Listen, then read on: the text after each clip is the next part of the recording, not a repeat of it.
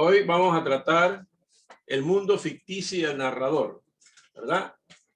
Vamos a hablar, como estábamos ayer, estuvimos tratando el cuento, ¿verdad? El cuento, como acabamos de ver, su libro dice lo siguiente: historia inventada por un autor. Historia inventada, la palabra inventada, inventada. Es algo ficticio, algo que no es real. ¿De acuerdo? Bien. Por lo tanto, se establece que los cuentos son una ficción. Los hechos que se narran en los cuentos, o sea, todas las cosas que se dicen, se narran en los cuentos, son creíbles, o sea, se creen y son verosímiles, ¿verdad? Pero no son reales, pero no son reales, pero no son reales. O sea, los hechos que se narran en un cuento se pueden creer y son verosímiles, se ven como verdaderos, ¿verdad? Son verdaderos, pero a la final vemos que no son reales, ¿verdad? ¿Por qué? Porque acuérdense que acabamos de decir que el cuento es una historia inventada por un autor. Bien. En la literatura, ¿verdad?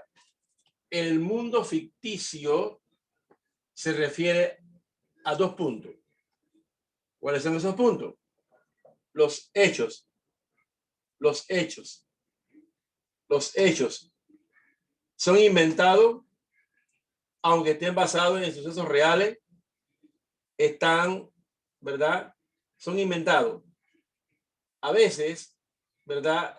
Estos están basados en sucesos reales, pero están recreados.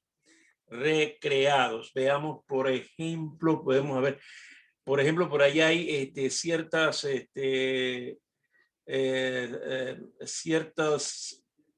películas en las cuales, ¿verdad? Habla sobre la separación del mar, ¿verdad? Cuando los israelíes estaban huyendo de los faraones, ¿verdad? Y usted ve, por ejemplo, en la película, ¿verdad? Cómo se separan las aguas, etcétera, ¿verdad? Todo eso, ¿verdad? Son recreación. Lo que hablan los artistas en esa película, ¿verdad? Hay ciertas cositas por allí, ¿verdad? Eso se llama recreación. Se recrea, ¿verdad? El suceso. Bien. El uso del lenguaje también es otro punto en el cual el mundo ficticio se basa, el uso del lenguaje. En el uso del lenguaje también ocurre lo siguiente. El uso del lenguaje también es inventado por el autor, El uso del lenguaje también es inventado por el autor, ¿verdad? Cuando estamos leyendo el cuento, ¿verdad? Nos vamos a dar cuenta que el autor, ¿verdad? Nunca se pone como participante casi siempre en los cuentos. Casi nunca se pone como participante, ¿verdad? Sino que el autor inventa, ¿verdad? Un personaje, una voz, ¿verdad? ¿Verdad? Una voz, ¿verdad?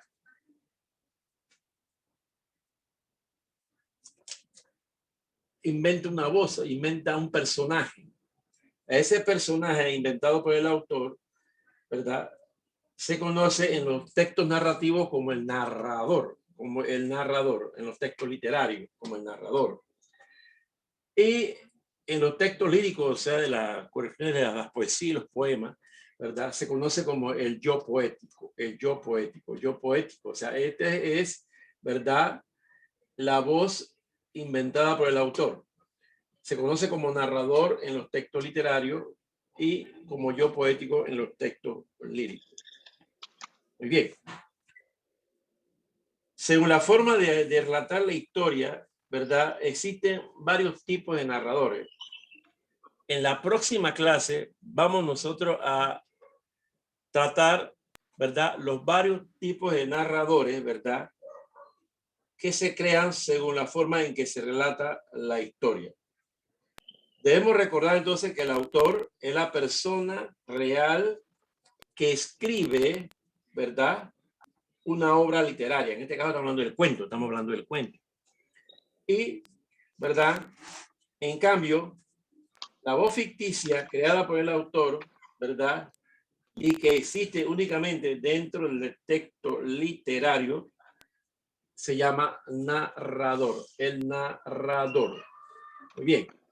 Entonces, esto es con respecto al mundo ficticio y el narrador. Muy bien. Ahora, ¿verdad?